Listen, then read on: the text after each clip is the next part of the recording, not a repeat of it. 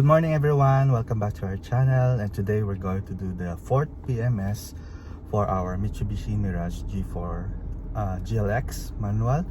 So today, come and join us as we go to do 4th PMS for Mirage. So stay up to date and follow us for more info for our Mitsubishi Mirage.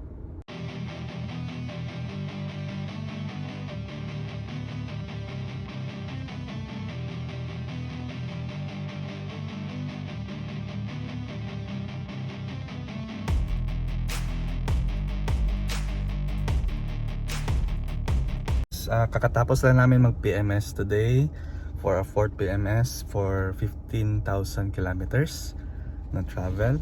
So ang total is nabayaran ko po dito sa Mitsubishi sa casa mismo ay nasa 4,634.20. Bali ito lang po yung mga parts and oil, tapos service na charge nila sa labor, tsaka other charges nila na ina-add. So i-share ko po sa inyo mamaya total cost at ano yung parts na nagawa po dito. So thank you.